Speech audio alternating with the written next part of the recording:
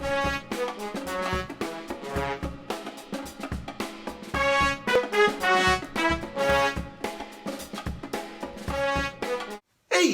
Crispy Crunchy here, and it's gonna be story time. I have a serving job, and typically when like a table sits down or whatever, you walk over and greet them with the pleasantries. Hey, my name is blankety blank. Can I get you guys anything to drink?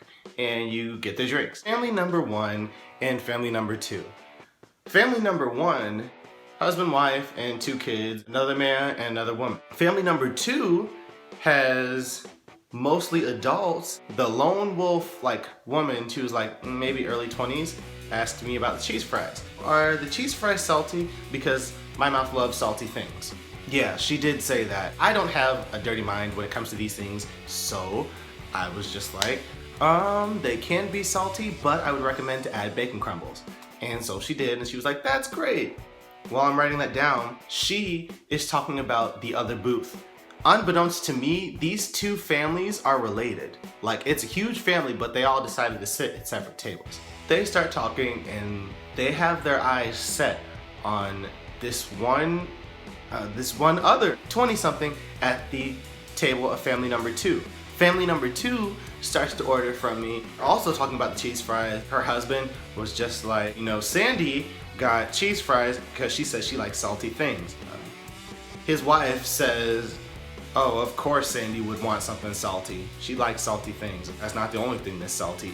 I guess Sandy from table one heard her, was just like, what was that? Is there a problem? And now, of course, they have the whole place, my whole area's attention because they're yelling. This girl acts like nothing happened from table number two and is just like, no, there's no problem. I don't know. It's all good. It's all good. This one, Sandy is fuming at this point, rocking back and forth, twiddling her thumbs, just keeps scraping her fork by her plate, which was a weird passive-aggressive type thing. I felt like she was gonna say something really good, it was about to pop off, the tea was about to be spilled ridiculously, like Boston Tea Party status. Everybody starts having these funny conversations and everybody's laughing. Girl from the table two is just like, I honestly can't stand her anyway. She's loose, so of course she would know what salty things are. Sandy literally pops up. Literally pops up out of the table, knocks the table halfway over, and is just like, yes, I sucked his dick.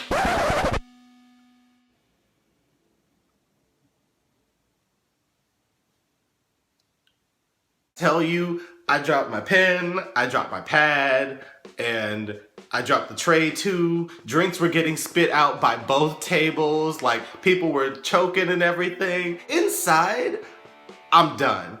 I just bust out laughing. Pick up my composure and everything, and I got the pad up, and when I got the pad up, a drink gets thrown. Next thing you know, elbows are getting thrown, fists are getting thrown. If I hadn't moved, I feel like I would have gotten thrown too. And now at this point, my manager comes out and is just like,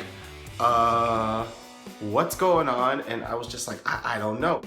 This is Real Housewives of Atlanta, Love and Hip Hop, Bad Girls Club stuff. I don't even know what to do. I don't know if I should just stand there and try and get another order and then leave, or if I should just completely dip and then come back when they're done. They get broken apart and everybody is getting held down by their respective boyfriends or whatever. Crazily enough, the guy was like, they're sisters, they argue like this all the time. I'm so sorry about my family. At this point, you know what? Just let me know if you need anything. Their tab was about $200 or something like that.